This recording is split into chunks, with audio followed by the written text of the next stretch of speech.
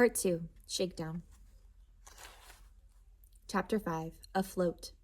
Sophie. We have begun. Last night, when we sailed by the stars along Connecticut coastline on the trail run, I thought my heart would leap into the sky. Overhead, all was velvety blue-black, pierced with pearly stars and blending into shimmery black ocean. The smell of the sea, the feel of the wind on your face and your arms, the flapping of the sails, oh, it was magic. We are really on the way. The sea is calling, sail on, sail on. And the gentle rocking of the wanderer makes me think of Bombie. Was it Bombie? Holding me on his lap when I was young, whispering stories into the air? The first leg of our journey will take us through Long Island Sound to Block Island, and then a short hop on to Martha's Vineyard, a loop around Cape Cod, and then up the northern coast, and then on to Nova Scotia, and finally the long stretch to Ireland and to England, land of Bombie. Uncle Doc estimates that it will take us 3 to 4 weeks, depending on how long we stop when we spy land. Cody is keeping a journal too, only he calls it a dog. When I first heard him say that, I said, "You mean a log?" He said, "No, a dog log." He said he is keeping his dog log because he too, for a summer project. It was either that or read 5 books, he said. I figure it'd be a lot easier keeping a dog log than reading all those words somebody else wrote. Uncle Doc maintains the official captain's log, and in the front of it are neat maps that chart our journey. Uncle Stu and Brian said they'd be too busy to record the highlights. And when I asked Uncle Mo if he was going to keep any sort of record of the trip, he yawned. "Oh," he said, tapping his head, "I'll keep it all in here, and maybe I'll sketch a few things." "You mean draw? You can draw?" "Don't sound so surprised," he said. I was surprised, because it doesn't seem like he has the energy to do much of anything. We all have daily chores from Brian's list, and duty watches, and Uncle Stu came up with the idea that each of us has to teach something along the way. "Like what?" Cody asked. "Anything. Navigating by instruments, by stars." "Right," Cody said. "Easy for you, but what if we don't know any of that stuff?" "You must know something you could teach us," Uncle Stu said with a little smirk. "How about juggling?" Cody said. "I could teach you all how to juggle." "Juggle?" Brian said. "Doofus," Cody's father said. "I'd like to learn how to juggle," I said. "I bet it's not as easy as it looks." "What's juggling got to do with anything?" Brian asked. "Well, if you think it'd be too hard for you," Cody said.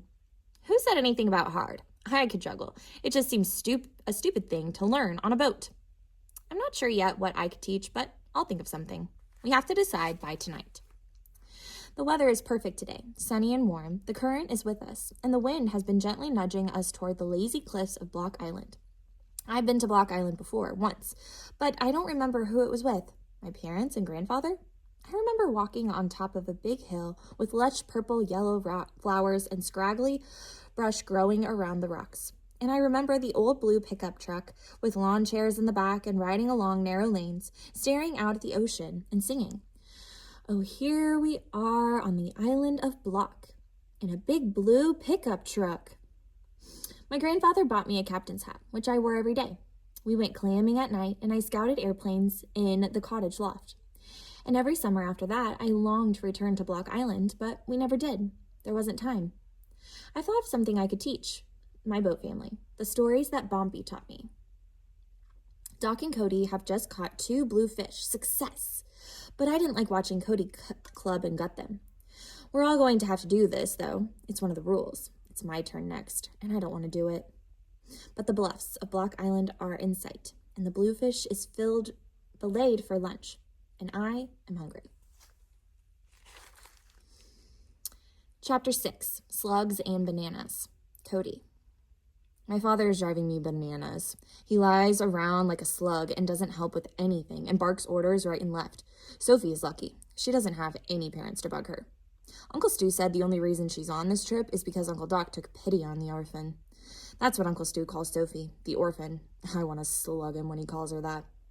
Sophie talks about my aunt and uncle as if they are her real parents, even though they are only her adopted parents, and she's only been with them for 3 years. Brian says Sophie lives in a dream world, but I think it's kind of neat that she does that. At least she isn't sitting around moping about being an orphan. Sometimes I wish I were an orphan because my father is a big crab and my mother is afraid of him and always hiding in the corner looking pitiful. But I guess I'm not supposed to write about stuff like that in this dog log. I guess I'm supposed to write about the journey and all that. We started it, the journey. Amazing. I thought we were going to be stuck on land forever. What with Brian coming up with new lists every day. That boy sure likes to make lists. So does his father. They're a real list-making team. Nothing is happening except that the boat is actually sailing and not leaking too much or tipping over. Yet.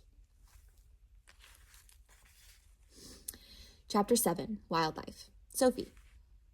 Last night, after anchoring the Wanderer in the Block Island Harbor, Cody and Brian and I took a dinghy to land and walked along the beach. Brian can be a real fusspot, carefully rolling up his jeans so that they won't get wet, and leaping out of the way of the waves, and constantly checking his watch.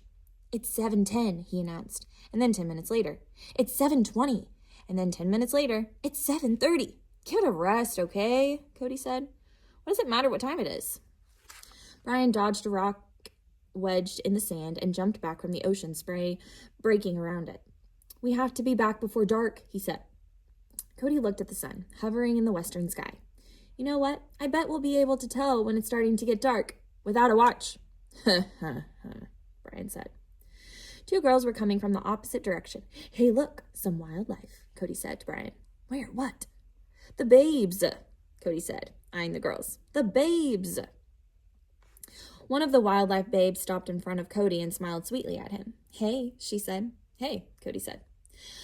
"You wouldn't happen to know what time it is, would you?" she asked.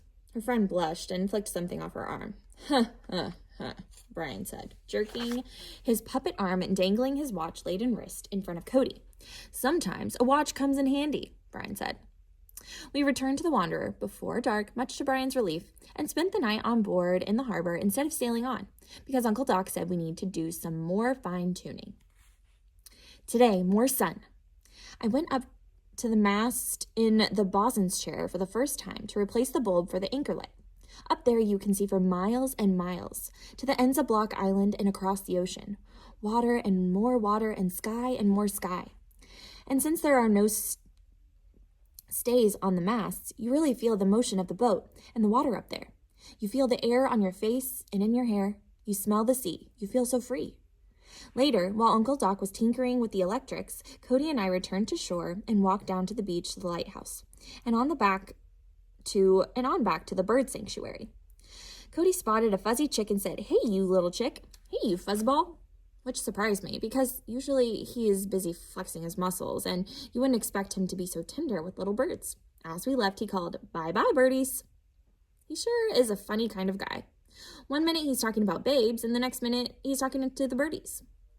We are barely underway with our journey, and already everything seems so more fluid and relaxed. I wear what is dry and near. I go to sleep right before I collapse, and I wake up to the sound of people talking in the cockpit. I'm ready to get out on the open ocean, though. I want to be moving, to be sailing, where it doesn't matter if it's day or night, where time is all connected. I'd like to catch a fish, to feed myself directly from the ocean. I hope to be a voyager, a wanderer, sailing on to Bombay. Chapter 8, The Dolt and the Orphan. Cody. Had to get away from Dad last night, so I went with Sophie and Brian over to the island. Brian's getting on my nerves. First, he had to ask a zillion questions, like he was wearing the right clothes and should he take a jacket, and then the next minute he was telling us how to paddle and how to tie up the dinghy and all that jazz. Next thing he's going to be telling me is how to breathe. Brian gets on Sophie's case, too. She said something about how her mother wouldn't like hearing me call girls wildlife or babes, and Brian stopped in his tracks and said her mother wasn't here, so tough beans. Then, to rub it in more, he added, "And which mother are you talking about anyway?" Sophie didn't miss a beat. She picked up a rock and sailed it out across the water. "Look at that," she said. "Can you throw that far?" I couldn't tell whether she hadn't heard him or whether she was ignoring him. I told him to shut his yap. He said, "I don't have to if I don't want to." What a dolt. Today, Sophie and I escaped without Brian and went back to the island. Sophie is a lot easier to be around than anyone else on the boat. She's always taking deep breaths and smiling at the wind and the sun and the waves. She doesn't get on your case about stuff. I almost put my foot in it, though. We found one little chick stumbling along by itself in the brush, and I said, "Hey, it's an orphan." Sophie said, "It is not," and she scooped it up and took it back to the nest we'd see. I wish I hadn't said that thing about the orphan. Sophie also went up to the Boson's chair today. Uncle Doc had been standing around, staring up at the light thingy at the top of the mast, wondering how we were going to change it. "Want me to go up there?" Sophie asked. "Maybe Brian ought to do it," he said. "Brian, go up to the Boson's chair and change that thing, okay?" "No way," Brian said. He looked green. That mast is a tall, tall spire. "Cody, how about you?" "I don't think so," I said. Okay, so I wasn't thrilled about it. I don't much like heights. Sophie said, "Listen, I'm the lightest and the smallest. It makes sense for me to go. I'd love to go." "I just don't want you getting hurt, that's all," Uncle Doc said. I guess that meant he didn't mind if Brian or I got hurt. Jeez. Sophie said, "Hey, are you going to treat me like that the whole trip? Aren't you going to let me do anything?" So Uncle Doc reluctantly let her go up. You should have seen her. She was laughing and shouting, "Whoopee!" She scurried up there in no time and got that bulb changed and said, "Let me swing up in here a bit, okay? It's brilliant up here." "She'd better not get hurt up there," Uncle Doc said. Last night, we all had to say what we were going to teach everyone else on our voyage. That's one of Uncle Stu's big ideas. Uncle Doc is teaching us how to read charts. Brian is teaching us points of sail, whatever that is. Uncle Stu is teaching us how to use the sextant thingy. My dad is teaching us radio code or something like that. And I'm teaching juggling. That really ticked some of them off. And I was teaching something dumb, like juggling. But I don't care. Juggling is cool. It got a little weird when Sophie said what she was teaching. She said she was going to teach us Bumpy stories. "And how do you know Bumpy stories?" Brian asked. "Because he told them to me." Nobody said a word. Later, Brian said to me, "What the heck is she talking about? She's never even met Bumpy." "Leave her alone," I said.